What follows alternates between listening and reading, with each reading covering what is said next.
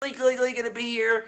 Did I offer a little bit of clickbait on my Instagram story? Well, maybe, but it got you here. I'm going to tell a story about my mom's forgiveness with her sister, and it's a really good story, guys. It's a really good story, so you want to stay tuned for that. And then, of course, about halfway through the show, we've got our esteemed guest, the one and only Kitty Commander, the host of Meet Me's only featured pet show herself.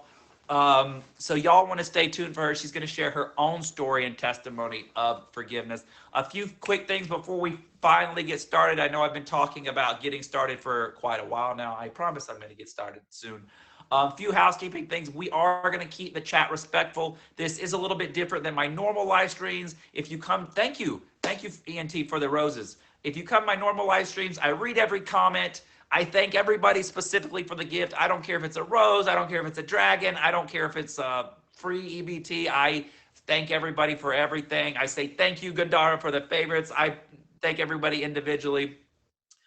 We allow trolls in the comment section during my normal live stream. This is a featured show. It's sponsored by the app. We're not going to put, we can't have any disrespectful comments, anything that's antithetical to forgiveness. So everyone, please be respectful in the comments, or we're going to have to remove you. We don't anticipate having to do that because I know everyone's going to be on good behavior and be respectful. We do encourage you guys to chat. We do encourage you guys to form a discussion in the chat section. So don't feel like you can't say anything. Don't feel like you can't facilitate a discussion. Feel free to talk. Feel free to share your thoughts and opinions on what's going on in the show. But please just be respectful to myself, the content, and especially my guest. My guests come every week and they share very private and personal details from their life for your benefit, so you can open up your own doors and explore your own paths of forgiveness and peace. So please be respectful to everyone. Thank you in advance for all the gifts, guys. I can't do this. I can't continue on with my highlighting, with my trending, with my badge without your support. Your support helps me to be able to do this week after week after week, and it continues to help me to be able to spread the good energy that I spread even when I'm not doing my show on the live stream platform. So thank you in advance for the gift. Each and every one of them is appreciated. Even if I may not specifically thank you, I know I tend to thank the bigger gifts during the show, but even the watermelon popsicles, I do appreciate every single thing that you guys give me, and it is reinvested back into good people and good content on this app. Okay? All right, so let's get started. The first thing we're going to do is we're going to talk about the definition of forgiveness. Because if we're not on the same page about what forgiveness is, we can have very strong disagreements on the implications of forgiveness. So here we go. Listen up. The definition of forgiveness is releasing the right to hate, releasing the right to revenge, and in so doing, releasing ourselves from the chains of victimhood. I'm going to say that again. Forgiveness is releasing the right to hate, releasing the right to revenge, and in so doing, releasing ourselves from the chains of victimhood. Now, an important thing to keep in mind about forgiveness is that forgiveness is first and foremost for ourselves. A lot of times we think of forgiveness in the classic Abrahamic definition of forgiveness of pardoning, right? When we go to we ask to be cleansed of our sins when we go to God, right? But that's not what forgiveness is in the sense that we're talking about. Forgiveness is for ourselves because we are releasing ourselves from that toxicity that is wearing us down. We are releasing ourselves from the anger, the hostility, from the resentment that is keeping us from living our best lives because we are being consumed with that. We are devoting our time to that, and we are wasting time with negative energy due to unforgiveness that we could be redirecting towards more beneficial and positive things in our lives. So forgiveness is not so much for releasing somebody else from the consequences of their actions. Absolutely not. Here on Forgiveness Culture and in the definition of forgiveness, we're very adamant. Just because we forgive someone doesn't mean that we are not going to hold them accountable, right? So I can forgive you. I can release myself from that hatred, the hostility that I have for you, all the while enforcing healthy boundaries and enforcing responsibility for you to be responsible for what you've done. So we can still give consequences for what people did while still living like toxicity free, and hostility free. So forgiveness is about releasing that weight that wears us down because of the anger, because of the hurt, because of the pain. And that pain chains us.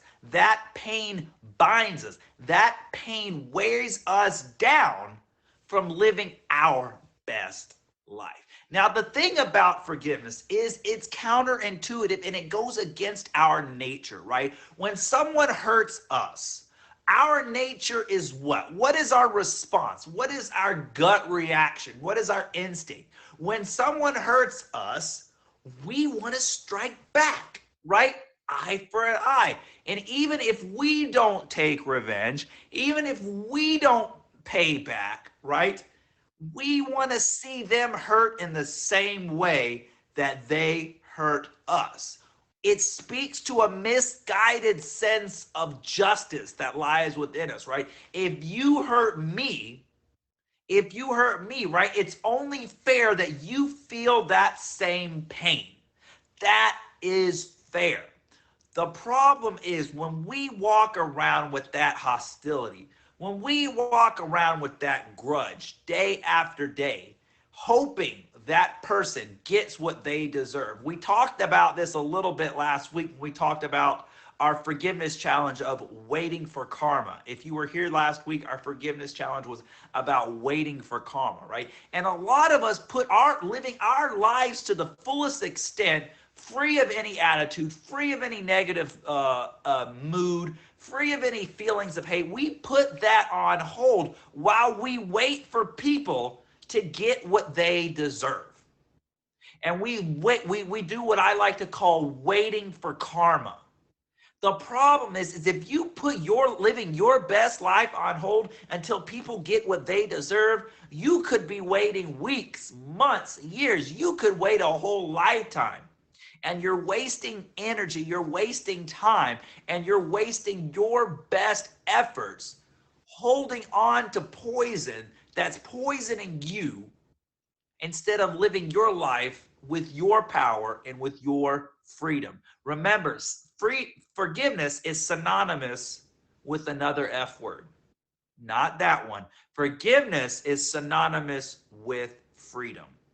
If we want to live free, if we want to live empowered, the first step, the integral step, is forgiving and releasing that negativity, releasing that toxicity, so we can be free, we can be clear, and we can be empowered. Because the issue is, right, when we're hurt, when we're angry, when we feel betrayed, when we're hurt, what do we know about hurt people? We've been taught this from an early age. Hurt people, what? Hurt people, hurt people.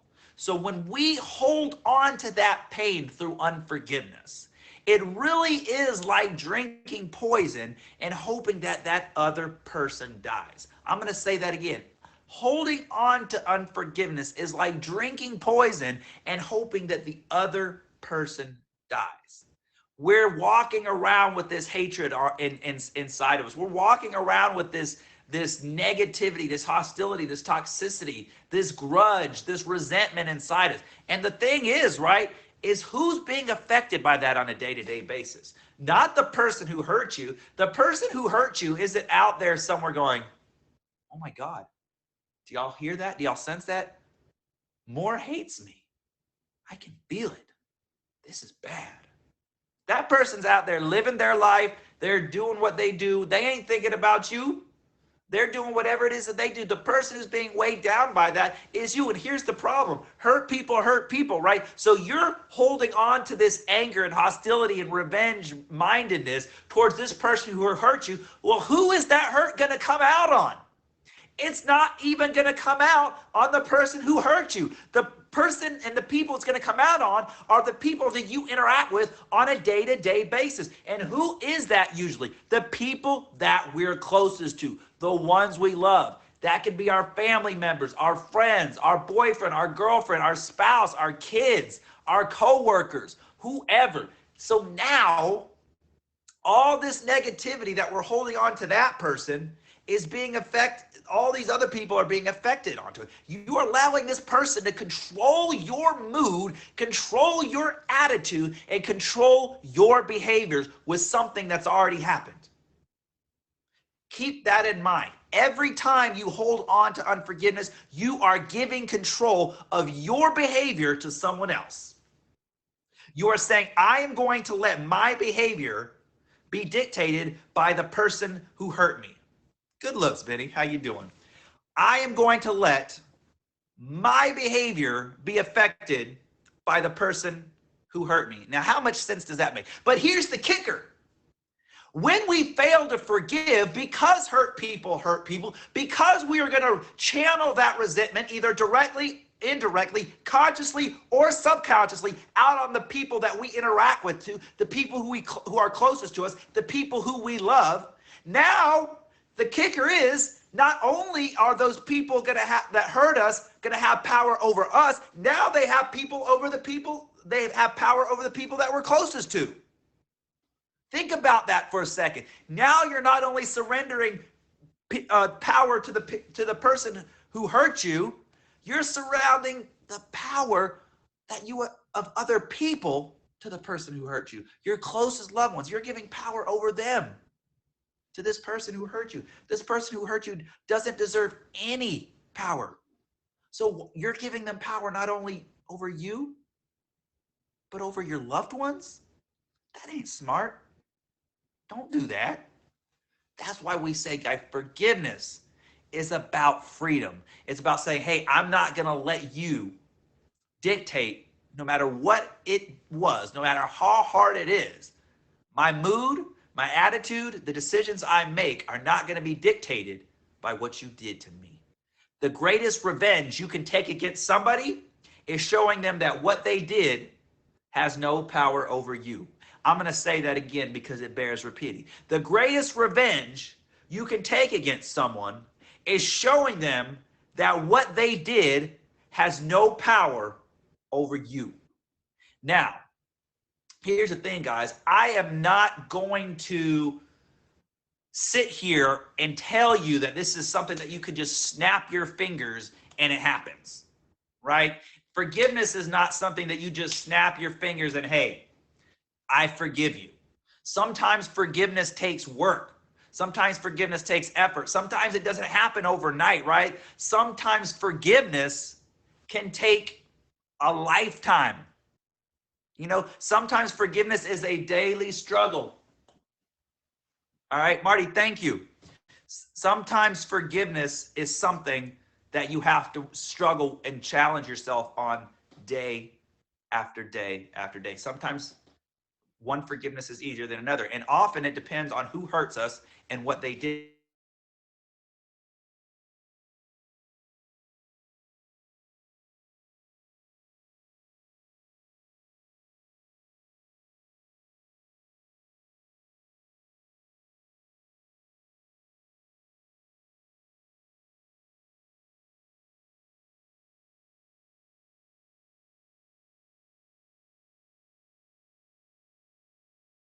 Of, the pain inflicted upon them, then we can foster a culture of forgiveness for the person, because if we can forget, think about this for just a minute and then we're going to move on.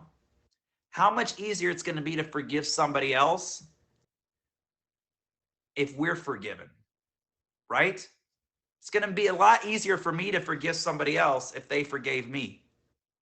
Lily, thank you. So think about that. I don't think any of us want to be unforgiven for our mistakes. We all want to be forgiven, right? So that's what forgiveness culture is all about. Now, if you're just joining us, this is Forgiveness Culture. I'm your host, More Miserable. Every week we talk about the hope and the peace that can be found in forgiveness. We are running a little bit over on time. We just got done talking about the static definition of forgiveness. Forgiveness is releasing the right to hate, releasing the right to revenge, and in so doing, releasing ourselves from the chains of victimhood. I didn't see that until thank you, Vinny. I appreciate it. I was like, wait, what are we laughing at? That's actually pretty good. Yeah. That's actually a pretty good one. I like that. Anyway, let me get back on track here. We just got done talking about the static definition of forgiveness. Let's talk and explore really quickly the dynamic aspect of forgiveness, right? Now, remember, guys, forgiveness is not about releasing people from the consequences of their actions. Now, if you hurt me, there are going to be consequences, right? Now, I can administer those consequences. I can hold you accountable. I can hold you responsible for what you did to me with a pure heart. Now, that's the thing. Now, here's the question, right? If you're going to hold someone accountable, and this is one of the few things that I get asked about week after week after week, how do I know the difference between holding someone accountable for what they did to me and seeking revenge? Because sometimes it can be hard to know the difference. Am I holding this person accountable or am I seeking revenge against them? Ask yourself this question. Am I doing what's best for me or am I doing what's worst for them? I came up with that one. I came up with that one a few months ago. I'm actually kind of proud of myself for it. Am I doing what's best for me or am I doing what's worst for them? Because if I'm doing what's best for me, then I more than likely am trying to set healthy boundaries. I'm trying to demonstrate self-love, and I'm trying to make decisions that are going to put myself in the best position to make healthy choices. If my focus is on responding in what's worse for them, my focus is going to be on pain. My focus is going to be on hurting that other person. That's revenge. That's toxic. That's eventually going to weigh you down one way or the other, and it's going to channel itself in negative and toxic ways on the people that you interact with on a day-to-day basis. So you can still hold that person accountable. Now, it's going to look very different depending on what the person did to you or who hurt you. You know, we forgive people who are strangers much differently than people who are closest to us. Sometimes the hardest people to forgive are the people who are closest to us, right?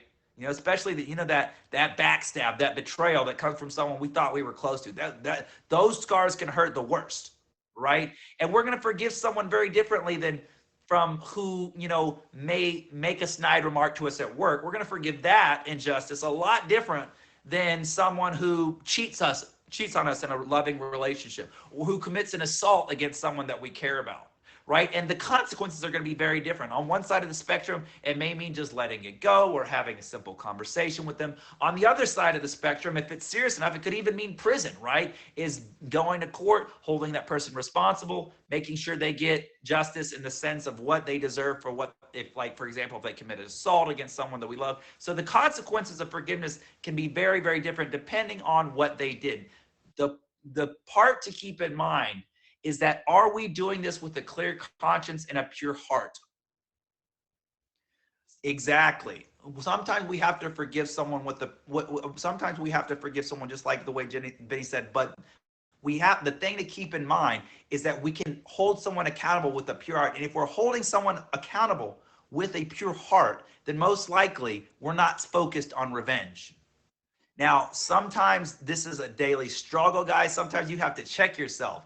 And sometimes we're not honest with ourselves. Sometimes we're like, I'm not doing this. Put a 1 in the comment section if you're like, if you've done something once, you're like, I'm not doing this out of revenge, but yeah, you really were.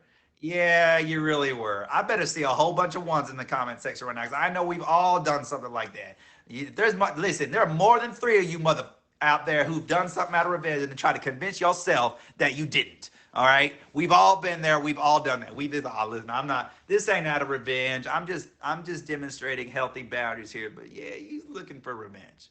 Just check yourself. All right. All right. So guys, we just talked about the static and dynamic definition of forgiveness.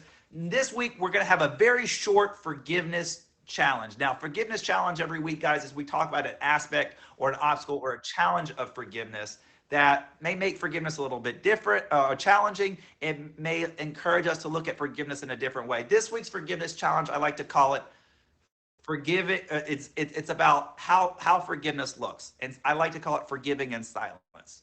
You know, sometimes, kind of like Vinny says, right? Sometimes someone may not even apologize to us and we have to forgive them. We have to release ourselves of that right to hate and that right to revenge that we feel justified in.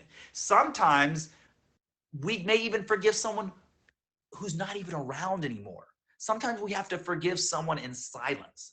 But here's the thing. We've talked about forgiving in silence before. We've talked about forgiving when maybe someone is no longer part of your life anymore. You don't interact with this person anymore. Or maybe the person is deceased.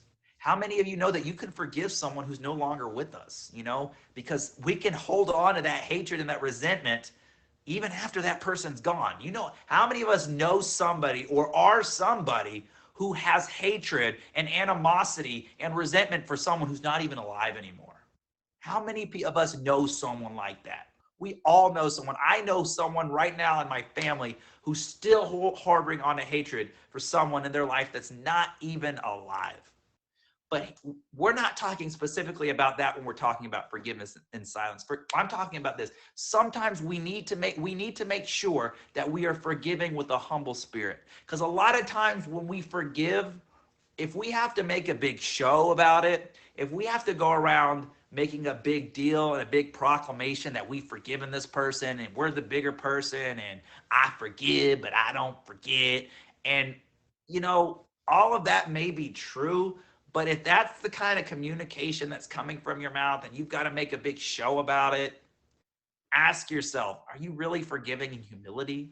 So maybe you need to forgive in silence, because true forgiveness happens in silence. Why? Now, forgiveness can look like telling, hey, Benny, I forgive you. Hey, Motu, I know you hurt me, and I'm going to let you know that I'm not going to harbor hatred to you anymore. That may be, but the first decision of forgiveness comes in here. The first decision of forgiveness comes in your heart. So it happens in silence. Very fun. The first action of forgiveness happens in here. So it happens in silence. Now, what you do after you make that initial forgiveness in here, that's great.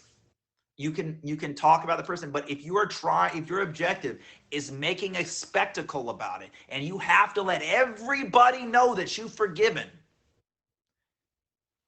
ask yourself, are you really forgiven, or are you just trying to get some credit here? Are you really forgiving, or are you just trying to make yourself look good? Are you forgiving, or are you stroking your own ego? Forgiveness starts in here, and it's silent. For true forgiveness happens in silence. Just keep that in mind. This is forgiveness culture, guys. We talked about the dynamic. Thank you, NorCal. We talked about the dynamic and the static definitions of forgiveness. We just got done talking about this week's forgiveness challenge called Forgiving in Silence. And now I clickbaited a lot of you. I told you all that. Thank you, Vinny. I appreciate the bonk. I don't know why the animation didn't show. That's weird. I told a lot of you guys, there it comes. I told a lot of you guys that my mom might be making an appearance on the show. Did I clickbait you guys a little bit? Well, kind of. My mom is not physically gonna be here on this show, but every single week I give you guys an example of forgiveness, either from popular culture, current events, or the Forgiveness Project book. So this week's example of forgiveness comes from my mom. So my mom is on the show, but just in the story, okay? So this week's forgiveness example comes from my mom. Now, how many of you guys have ever seen a TV show or a movie where there are two siblings or two family members and they haven't spoken for like 10 or 15 or 20 years, right? Like, and when they ask them why, they don't even remember why. They just remember that they've been fighting for years. They don't even remember what they started arguing about. They just remember that they're mad, right? They just remember that they're not talking. Now, I thought that this was something that happened only in TV shows and only movies. Like, nobody really doesn't talk to someone for 10 or 15 years and they don't even remember why. Like, for me, like, I'm thinking, if you haven't talked to someone in 10 or 15 years, you're definitely going to remember why. But my mom told me about, I didn't even know my mom had a sister when I was a little boy. Right? She told me, she sat me down one day and said, Matthew, I think I was like 9 or 10 or something like that. We're going to your aunt's wedding. And I said, who? We're going to Aunt Diane's wedding. Who's Aunt Diane? So Matthew, I've never told you this, but I have a sister and we haven't spoken for about 10 years. I'm like, really? And they look exactly alike. That's what's crazy. And they're more alike than you would think. You know, they have very similar personalities. My aunt is way obsessed with her Pomeranian. Like I'm a pet show host. Our guest tonight is a pet show host, but my aunt takes it like to another level. Like she dresses her little Pomeranian up and walks it in a baby carriage. Listen, even as a pet show host, I'm like, that's a little much. That's a little much. Like when you, but anyways, my mom has plenty to say about my aunt. But I asked my mom, so why haven't you and Aunt Diane spoken for 10 years? And she says, I just don't like her. I said, okay, but why? And she started to tell me all about how my aunt is is she doesn't like her personality. But mom, what happened? Well, I don't really remember what happened. My mom literally fought with her sister for 10 years and couldn't even tell me what they were fighting about, other than the fact that her sister is a pain in the ass. That's basically all I could get out of her at 9 years old.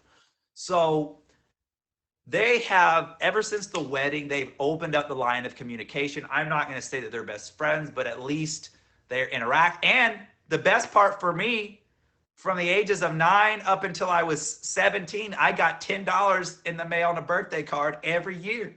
So I was very happy that my mom started resuming communication with my aunt, because I got a $10 and a little birthday card every year, which I look forward to. Whenever it said Aunt Diana, like, yes, I'm going to McDonald's tonight, or Chick-fil-A. This was before I was a vegan. Anyways, the point was, they reopened up the lines of communication. And even though they're not best friends now, and if you ask my mom right now what's wrong with her sister, she can tell you a whole bunch of stuff. My mom was able to forgive and realize that, like, if you can't remember what you're fighting about, guys, that's what can happen with unforgiveness. Is that pretty soon the content of the unforgiveness fades away, and what's left is just the unforgiveness itself. My mom couldn't even remember what she didn't forgive Aunt Diane for. All that left was just the unforgiveness. She couldn't even remember the content of it. That's how powerful resentment and toxicity can be. It takes on a life of its own. And pretty soon, what caused that hostility becomes this big, but the hostility that grows from it becomes this big. So don't use my mom, who's a wonderful, beautiful, I'm not trying to talk down my mom at all. She's a wonderful, wonderful human being. I've learned so much from her. But don't let an unforgiveness that's really the reasons for it are this big, cause an unforgiveness that's this big. All right.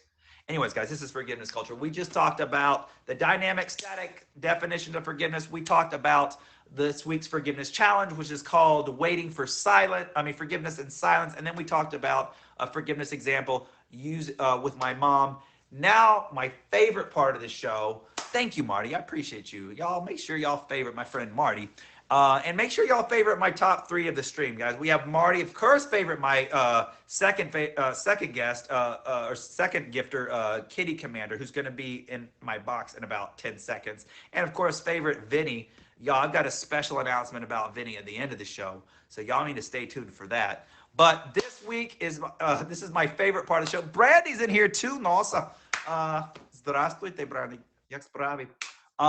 This is my favorite part of the show, where we have our featured guest and they come and tell us their own story of forgiveness. And this week we've got an amazing content creator and the host of Meet Me's only featured pet show, Meow and Me. Please welcome the one and the only Kitty Commander. Kitty Commander, how are you tonight?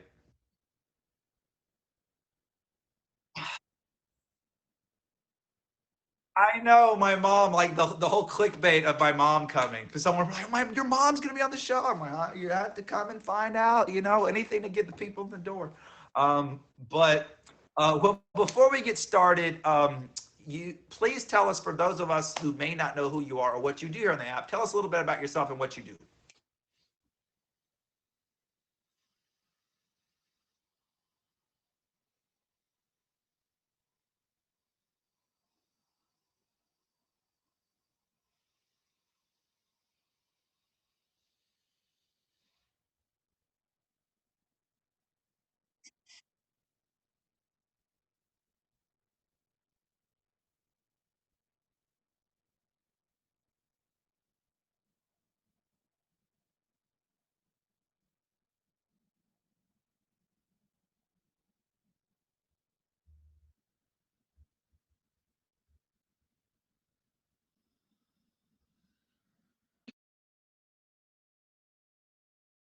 I've never submitted Sabaka for Pet of the Week, and I'll tell you why. And this is an honest answer, because I would be so pissed if I submitted her as a nominee and she didn't get it and she lost out.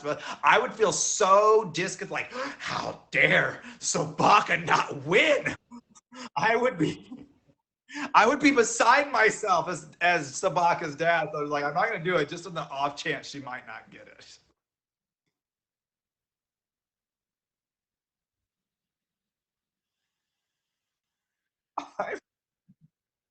That week we should definitely just choose Tabaka, because I'd be like, I'm getting off the app.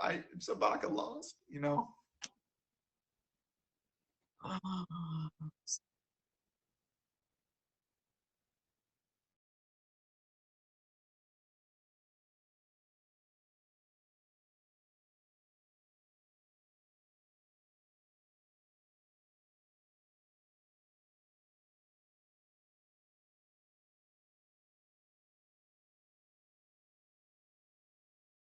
On that, and then you took what I was doing. You took it to a whole nother level. If y'all enjoy pets and animals and that kind of content, y'all make sure y'all favorite her. Go check out her show on Monday. And if y'all are fans of Pet Profiles, if anybody remembers Pet Profile, I don't know if anyone even remembers Pet Profiles anymore. It's been so long.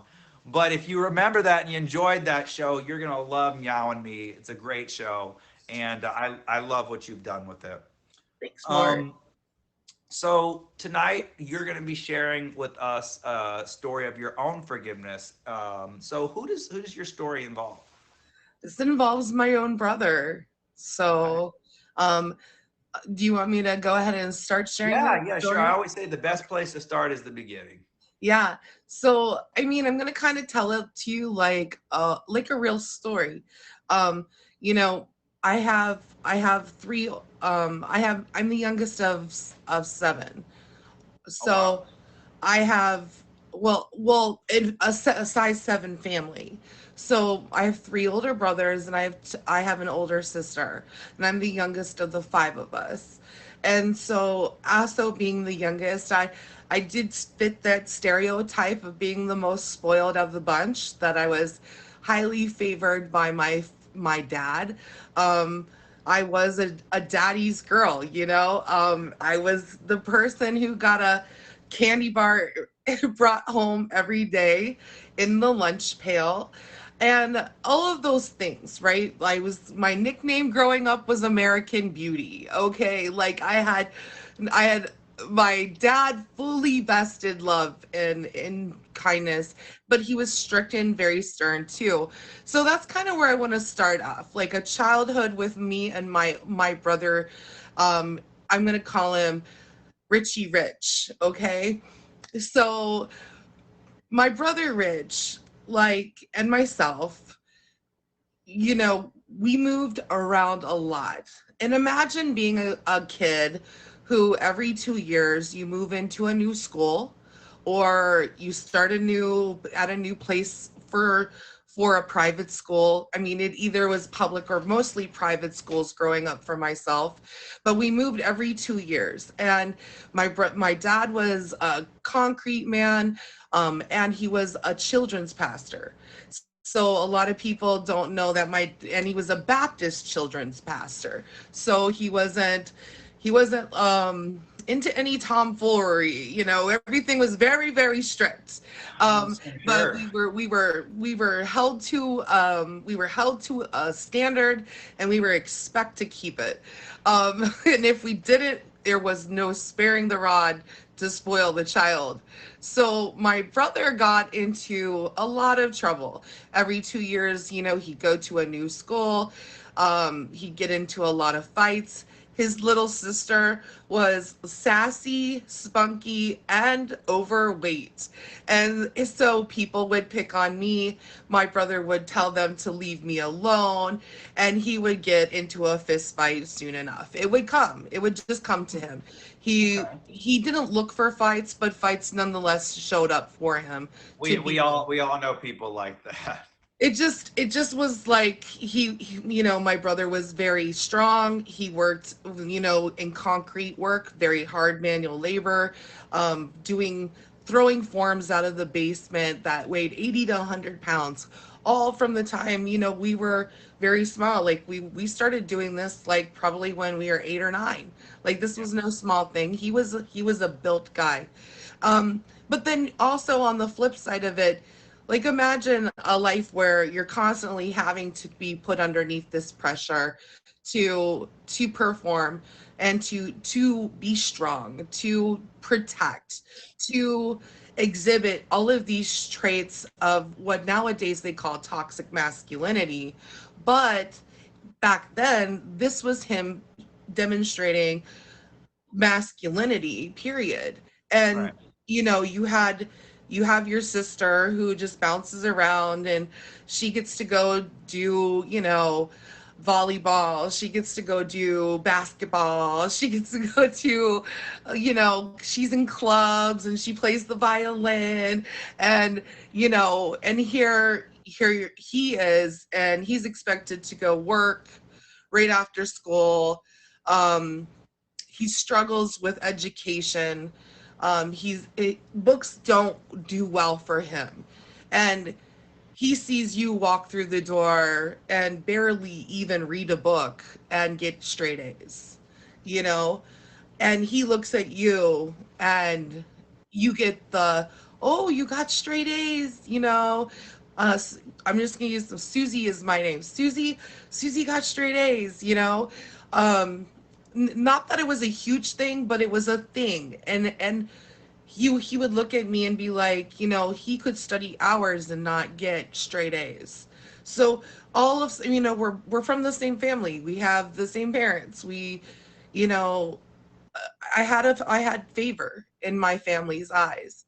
And it was demonstrated, like I got to go along to do stuff with my family. And family was everything to us because we did move every 2 years. So for me, like this was just what my brother was supposed to do for me. He was supposed to protect me, and he was supposed to always look out for the best interest of all of us. That was his role. And for me, it just was a thing, that this was the case. So growing up, we always fought a lot. We always fought a lot because he would say I was spoiled. You would almost think it's like normal, except for he would get like extra angry, extra angry. And sometimes he would get physical with me and like land a punch, or something like that when I got a little older, right? When I get a little older and could speak more and I was like more fit, right? I wasn't as pudgy. I played starting basketball. I was like a varsity basketball player and volleyball player. So I'd like come into my own, right?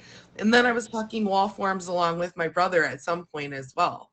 And so I felt very much like I'm on your level, like if not like smugly inside I was like, and I'm smarter than you, right? Right. Like what a horrible like little sister, right? I was not, back then I was not a good little sister. I'm sitting here, I mean, whatever, um and this really, this kind of thing went forward, for years. My brother, pursuing something, failing at it, pursuing things.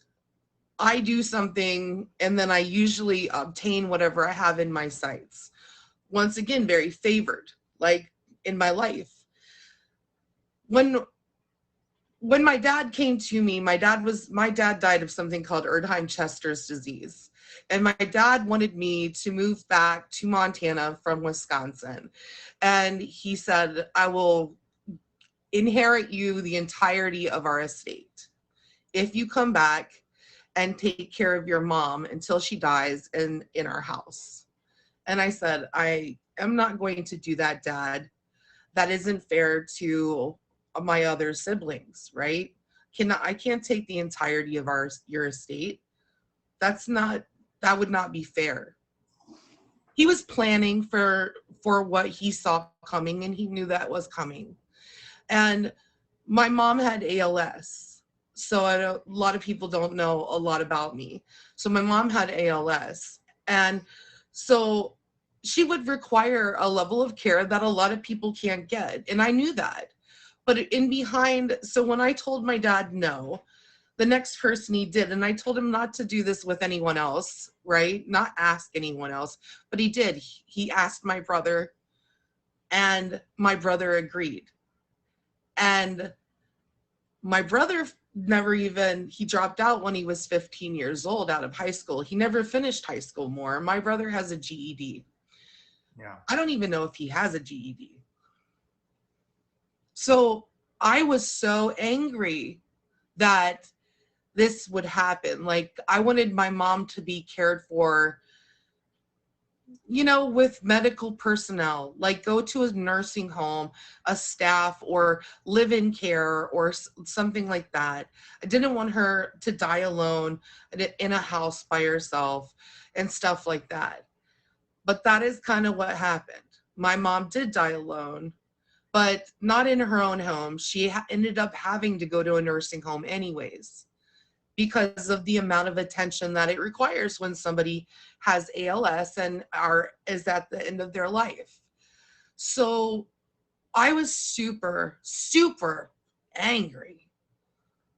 So much anger. How dare my brother, you know, how dare my brother create this pact to take the entirety of our inheritance because he took care of my mom for 6 months. And it sounds like he didn't even do a very good job. Right. And there was a lot there to be angry about. So much, right? My sister almost let let the anger consume her entirely from just every piece. She still to this day is very angry about it. Yeah. I looked at him, and one day, like, I was tired. My sister was talking about it, talking about it, talking about it. I said, I love you. I just want you to know, my sister. And I don't know where sometimes, sometimes things, I was angry, no doubt. I told him how I felt too. I told him exactly what I thought, how I felt. I confronted him about it. And he said, well, I've always been afraid and intimidated of you. And I saw an opportunity to improve my life and I took it. Who are you to judge that? And I said, but you took an opportunity to improve your life at the expense of your entire family. I said, now you lose your family. Well, why do I have to lose my family? I was like, well, I, I don't know about you, but why would we want to have anything to do with you still? He's like, well, that's your choice. Wow. So it was very heated. It was very like put back onto us. There was no I'm sorry. Yeah, I made this choice. Maybe it's not the best. As soon as my mom passed away, the doors of her estate were locked, and I couldn't even get in so much to get my baby pictures. And I Wow. still don't have them. So nothing is accessible. Now, let me go forward in my brain. I'm painting the picture pretty bleak because it was bleak. I want you to understand how raw that might have felt, Yeah, and for sure. to the amount of pain, not only with myself, but also my other siblings and how they felt. And there was this pack, sometimes pain feeds in packs. Demons feed in packs. That's how I always say it.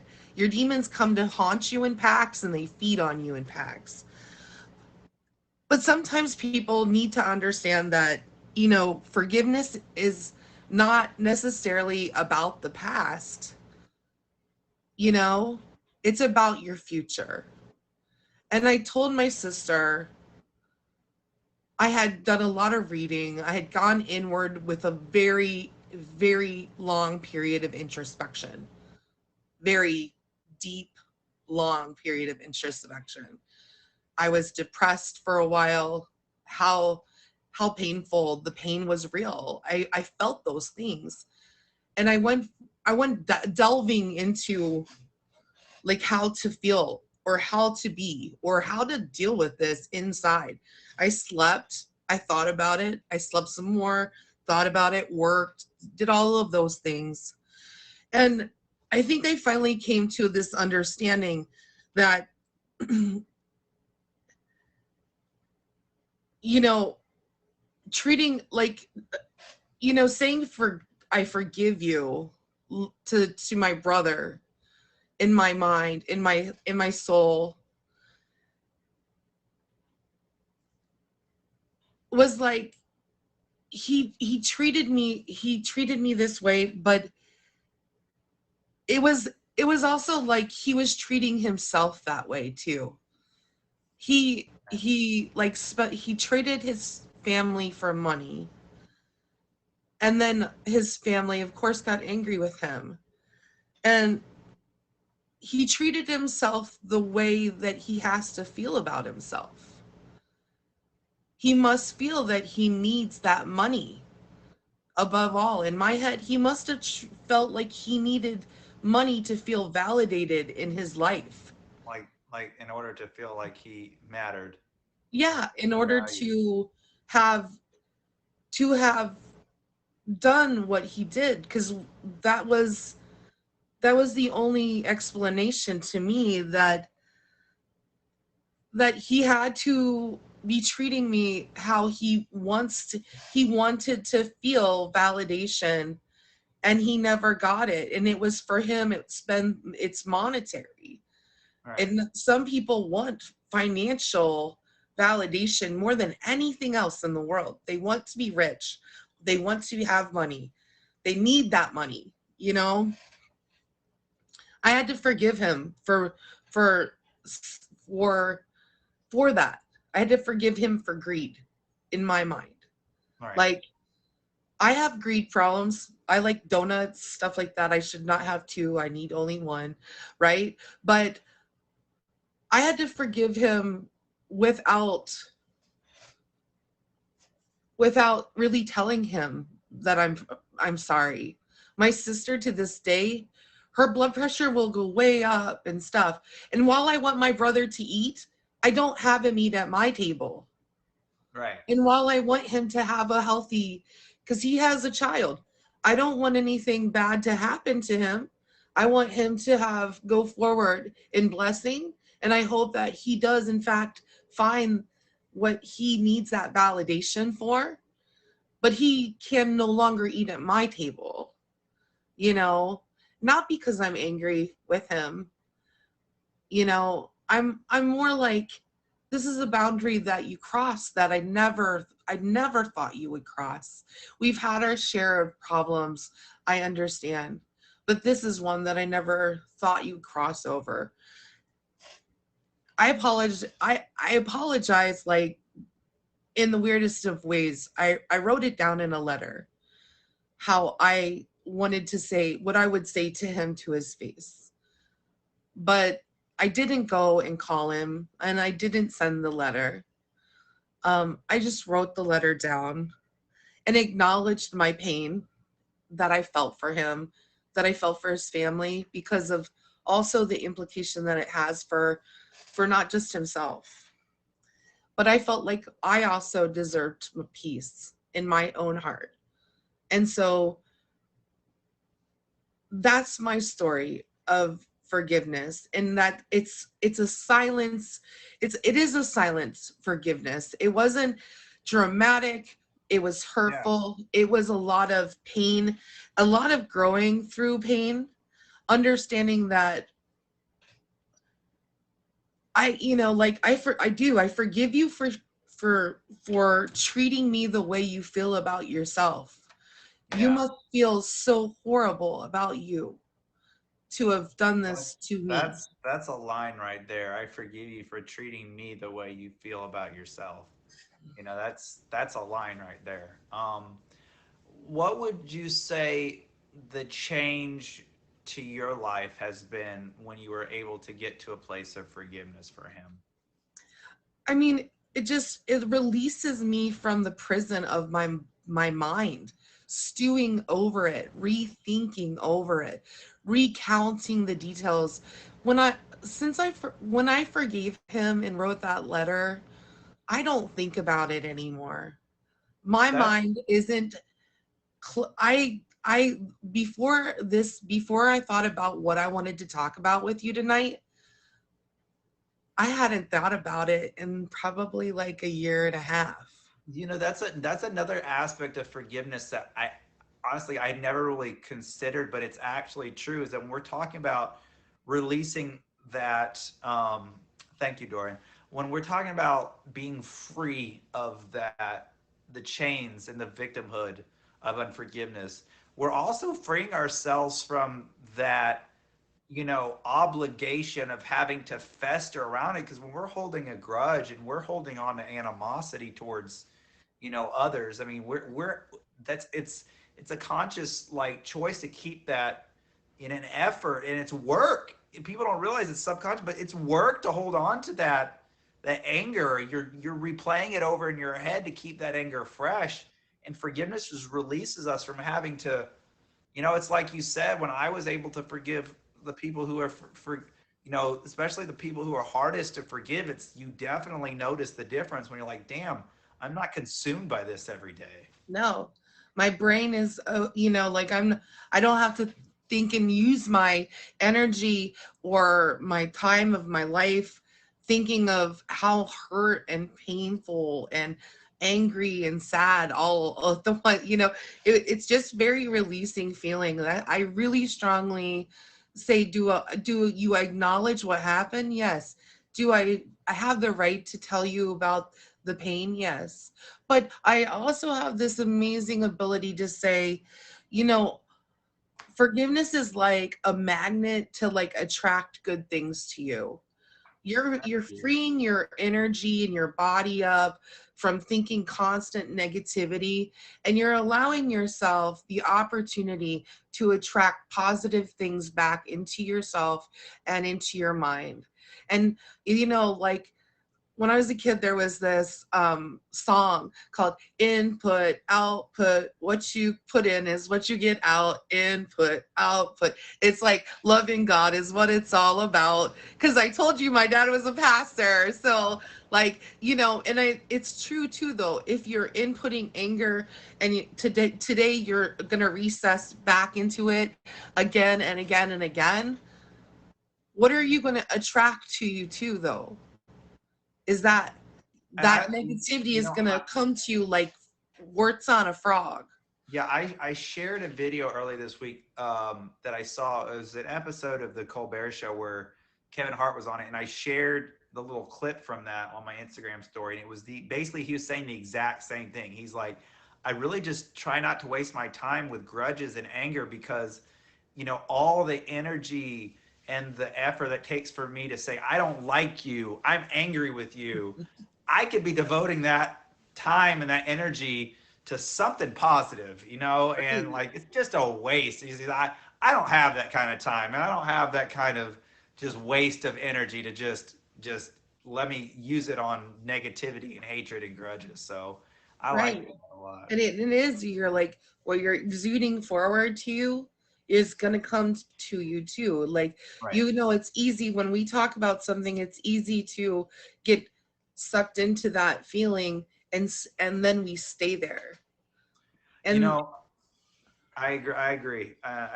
And we do have a couple of questions before we let you go. We always ask these two questions of each and every guest, and I know that this is a very specific story. I mean, it may not be the typical story that we hear here, but I think it's it allows us to hear real life situations that forgiveness and unforgiveness entails. But if there was someone out there who was going through something similar, maybe not exactly the same story, but maybe they were, they have a family member who's, they feel the same kind of way about what would be your advice to them? my advice to them is to go inside because you can only control yourself. Absolutely. You can't control what they do, what they say, how they act. You are not in control of them. The only one person you can honestly be in control of is you. And Right. you'll And never know how strong you are. sometimes we're not even good at that, right? We're not even good Yeah. at controlling ourselves half the time. Yeah, well, I mean, yeah, you're never gonna know how strong you are until you learn to go inside yourself and look at what is it benefiting me to continue holding on to this pain. How does this impact my family or friends that I'm continuing to hold on to this anger? Right. What what is this really doing for me on a bigger, more introspective level? Because if Right. it's not adding to your life in positivity, remember you're attracting then the opposite of that. And it's okay to, we all have negativity, we all move. It's all very much of a flow at times, but there's also this place where we need to stand in our truth and say, this is my truth here. Look, and it's okay to have one, and it's okay to set that line and be done with it. You don't have to. Sometimes forgiveness is not a big show. Exactly. And that was the whole point of our forgiveness challenge this week is forgiving in silence. And, forgiveness, it happens in here. And exactly. My last question, and again, this is the second question that we ask all our guests. If someone was listening to your story and was like, well, your brother doesn't really deserve your forgiveness, what would your response be to that right there? I mean, forgiveness is really not about my brother.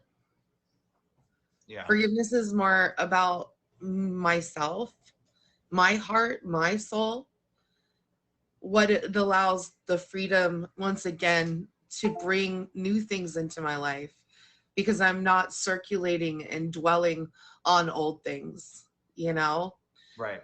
I mean, it gives you an opportunity to build a new difference. I mean, and if you're capable, if if there is opportunity to rebuild, maybe that's right for you, but maybe that's not going to be right for me. And understanding that for me, I can forgive him and I want him to be blessed, and I want him to actually have more than be blessed. I want him to have double blessings. Yeah. I want him to understand the the the awesomeness of giving, not just for giving, but also what it feels like to be able to give to someone else and not think about how he should get something back, Right. or how I want him to be doubly blessed so that That's he awesome. has more blessings in his life. And the fact that you're able to say that shows that that your forgiveness is really truly genuine and authentic. Um, so I appreciate. Thank you for sharing your story with us tonight. I think it's a different kind of story, but I think it's a very powerful story, and it's a story where I think we could all learn something from it, and I think we can relate to it. I know I can. Mhm. Um, so for those of us who y'all make sure, please, if you haven't already, favorite Kitty Commander. She's an amazing content creator on this app. If for those of us who weren't here when you introduced yourself, can you reintroduce yourself and tell us what you do here on the app and when we can find you live? Yeah, like, okay, so I am Kitty Commander. I have a featured pet show on Monday nights. I'm in a long line of awesome featured pet show hosts here on the app. We started with Blake Premier and then more, and then now me. So 9 o'clock on Monday nights, you can tune in and check out pets and their owners and all about like what we're gonna learn. Sometimes I'm learning right along with people. I'm so excited. I've got the cutest little bunny coming on Monday. I'm like, ooh, gets the floppy ears for me. We do fives battles. Like I host and help coordinate fives battles on the apps. Um, just for fun. We do those about once a month. We just got done with the pasta challenge.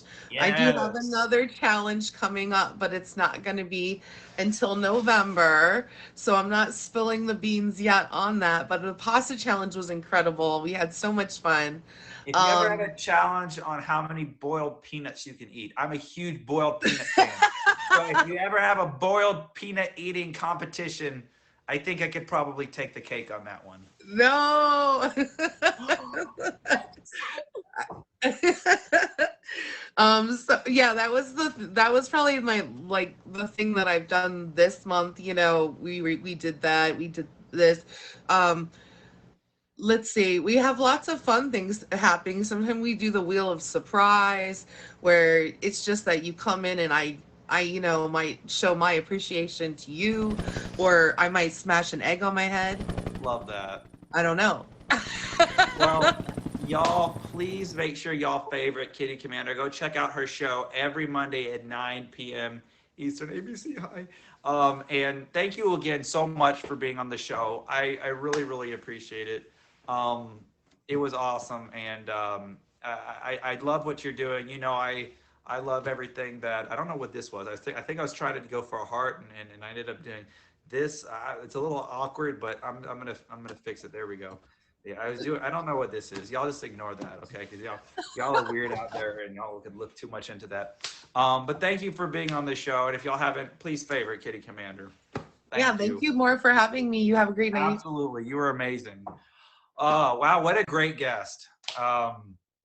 And thank you all for joining another episode. My God, we saw ABC in the end too. My God, I thought she was like, Anyways, what a great show. An amazing guest. And yes, I agree. Another awesome show. You know why we have awesome shows? We have awesome people guesting on this show. Marty, thank you.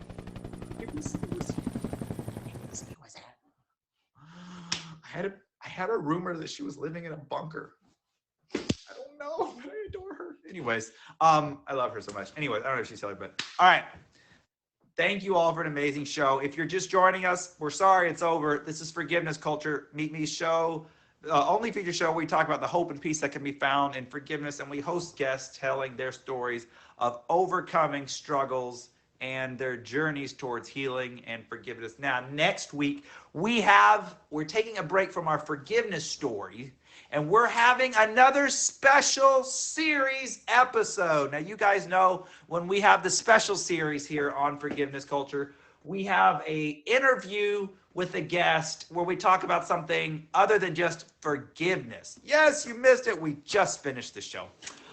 So don't worry, we always have another episode next week. But next week is a special series episode. So what the special series are is when we don't have a forgiveness story, or we don't have a forgiveness testimony, but we interview a guest about a special topic. In the past we've had our special topics. We talked with Chris Casper about navigating drama and toxicity. We talked with Lexi Luminous about personal development and and and growth, right? We talked with Dr. Marissa in a special episode of When Relationships End. We talked with Charm Charlie in a special episode of Living Strong with Disabilities. Thank you again, Kitty Commander. Next week, our next special series is about loyalty. All right, on the top, we're going to be talking with the big name on the topic of loyalty. And our guest for next week is the one, the only, Vinny's World is going to be on Forgiveness Culture next week, guys. And we're going to be talking about loyalty. What is loyalty? What does it mean? What does it look like? Does anybody even have it anymore? Is loyalty dead? Is it still out there? Vinny's World. He is my number 3 gifter of all time. Number 4. I don't know. Maybe he'll be number 3 soon. I don't know. Keep saying. I don't know. But he's, guys, if you don't know Vinny, I don't know how. He's amazing. He's a great friend of mine. He's super dope. He's super hilarious. A good friend of mine. I met him in real life. He's just as cool in person as he is on the app. If you've never checked out his stream, he's he's just a really, really great streamer. So he's my number 4 of all time. So please, if you haven't already, go there. Vinny's World. He's going to be on the show next week. So y'all don't want to miss that. Our special series about loyalty. Let me give a big shout out to my top. Let's do our top 6. All right. And number 6 of the stream coming in, we have Lil Brandy. And number 5, we have Silly Lily. And our 4th, we have Vinny's World. And 3rd, we have she says the end, but her name is ABCDFG. I cannot tell you how excited I was when she came back. Ah, she's still there. Okay, calm down. Hold on. That's not masculine. There she is. How cool. The end is here. That's ABC. I adore her and I miss her so much. I miss her streams. You guys don't understand. When I'm at break at work, there's not a lot of streamers. Like I can just like totally just like have a kick-ass time for like 5 minutes and 10 minutes before I have to go back into my office. And do you know who they were? ABC and Galena. And neither one of them stream anymore. I miss them so much. Anyways. All right. Let me pull myself together because I still have 60 seconds left of featured show. All right. Usa. Next week, I just said Vinny's culture, and I meant to say Vinny's World, and I mixed forgiveness culture with Vinny's World, and I said Vinny's culture. That was just wrong. What is Vinny's culture? I was mixing forgiveness culture with Vinny's World, and I said Vinny's culture. What the fuck is Vinny's culture? I need to go to bed, y'all. Anyways, next week on Forgiveness Culture, we have Vinny's World. And the topic will be loyalty. Loyalty. Okay, y'all. I love you all. Let's end this stream, okay, before it gets any worse. All right. The show's over. The show's over. Remember, y'all. It costs nothing to be nice, and it's free to be kind. So treat other people with love and make the world a better. Oh, I forgot Kitty Commander and Marty, my number 2 and 1. I forgot, just like stopped it. What the fuck is wrong with me? I stopped at ABC because I was so thrilled she's back. I missed our featured guest who was number 2. Well, you're even if it's just for like a minute, okay, in my heart, you're back. So, okay. Oh my God, you're gonna make me tear up. Okay, I will. We'll go from number 4, Vinny's World. Number 2 in the stream was Kitty Commander. And then 1 big thank you to Marty for all of your gifts, all the wheels, man. I definitely appreciate it. Marty is usually the bonus king. All right. And we love Marty. Has been very supportive. And I got to meet Marty in real life. Really solid dude. We got to spend Labor Day at Disney World, and that was just a really good time. Anyways, guys, I need to get off the stream. I'm talking nonsense now. I haven't eaten, in a few hours. But remember, guys, it costs nothing to be nice, and it's free to be kind. So treat other people with love and make the world a better place. And if you can't make the world a better place, at least don't make it worse. Okay, bye.